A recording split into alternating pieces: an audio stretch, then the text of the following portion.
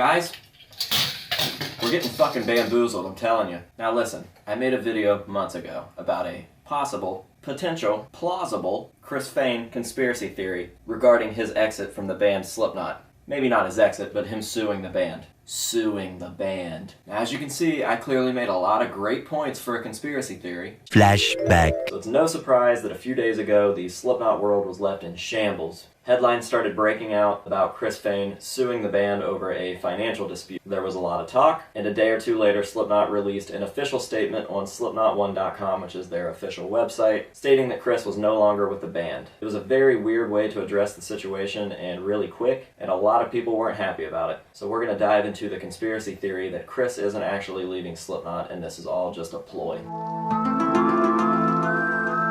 So far from what we know, it seems like it's a very anti-internet album. The theme for the album is going to be anti-internet, especially leading up to the release of All Out Life, with Slipknot putting out the Touche Booth app. For those of you guys that don't know what Touche Booth is, it was an Instagram page that started promoting a fake app on a website where you could put on like little fake masks. So far there has been absolutely no statement from Chris, as well as no official court filings. So how exactly did one news outlet get this story? How did they get all the information to make the article that started all of the other articles? So the first sign of an official announcement from the band was posted on Reddit from an account called Wet Nose, and the caption was, "The predictable has eventuated." I don't know what that means, but it sounds pretty cryptic. Sounds pretty Slipknot. The Wet Nose account was made the same day that Chris posted a photo of his mask on Instagram, and the account has a birthday listed as 1/1/19. So let's do some math. 1 + 1 + 1 = 3. Chris is number 3. That leaves one number left in the date, and that's 9, and there are 9 members of Slipknot. This was the only post made by the Wet Nose account. There was nothing prior and nothing after. There's been no activity on that account since the original post. And now here's a funny pun.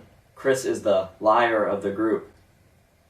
When you add all of this up, it kind of clears up Corey Taylor's tweet, and it makes a little bit more sense from this perspective. You're going to read a lot of bullshit today. The bullshit he's referring to is the fact that he's in on this joke, this giant ploy, this marketing scheme, whatever you want to call it, and that the bullshit that you're going to read is stuff that the band made up. Another thing that I want to point out is the farewell to Chris that was posted on Slipknot's page, the only official statement from Slipknot that was letting you know that Chris has departed from the band. If you compare it to Joey Jordison's departure, it seems very stern and kind of asshole-ish, I guess. Obviously kind of firing shots at Chris and basically blaming him for what had happened. Whereas with Joey's, it was more of a, Joey is not with the band, but we wish him the best. So I find that kind of strange. It just didn't seem like a real Slipknot thing to post when they posted it and kind of handled it the way that they did. So I think if you pair all of that stuff together, the only thing that we really have to go off of is the statement that Slipknot posted on their website, which seems weird in itself. And I don't know, maybe these are all coincidences and maybe I'm reaching for straws, but like I said, it's just a fun little theory. Also, as I've recorded this, I just looked and the band has actually removed that statement from their website and it's back to just promoting the All Out Life single. So that's kind of strange. I also checked and Corey Taylor removed his tweet about having Anders back in the band. A fan had tweeted to Corey and said, "Now that Chris is gone, could we get Anders back on percussion?" And Corey said that he would love that. That tweet has been removed. His reply is gone from the website, so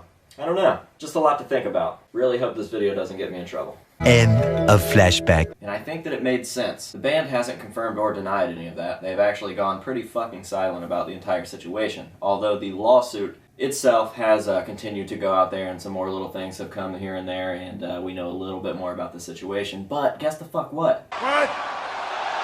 What?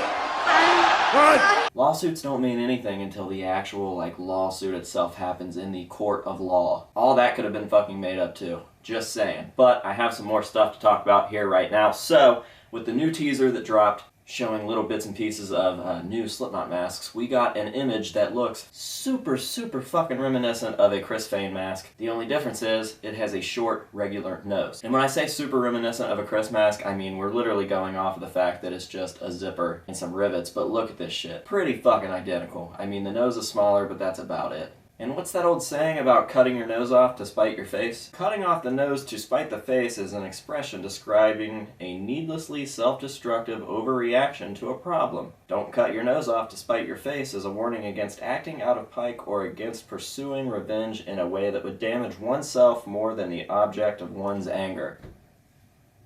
I don't know, sounds pretty conspiracy theory-ish, especially when you compare it to the situation at hand. I also want to point out the fact that Wetnose on Reddit, the random fucking account that happened to make the original post about Chris leaving the band, hasn't made a post since then until that teaser dropped. And it says, long nose emoji, 0516, zipper face. Now, 516's getting real close, and that is actually the day before we get to see Slipknot on Jimmy Kimmel. So what does this mean? Is there going to be a new single? Will there be a new music video?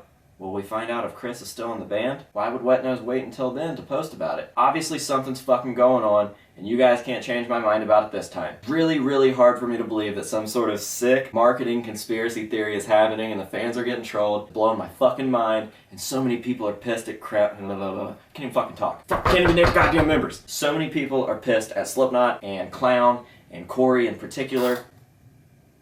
My mask's over here fucking moving and creeping me out. The conspiracy is fucking real, guys. It's happening. Whether you like to admit it or not, it all makes sense. Whether it's true or not, I don't fucking know, but it's fun. It's really good fucking marketing, and I hope that it's a conspiracy because it's fucking sick, and I sound like a crazy person. I'm just really goddamn excited. I'm sorry. I'm really fucking excited. Woo! Should not be drinking this off-brand Red Bull. They probably put actual fucking cocaine in this thing. Anyways, I've said what I needed to say. Chris conspiracy theory. Let me know your thoughts down below. That will do it for today's video. I hope that you guys enjoyed it, and we will see you later.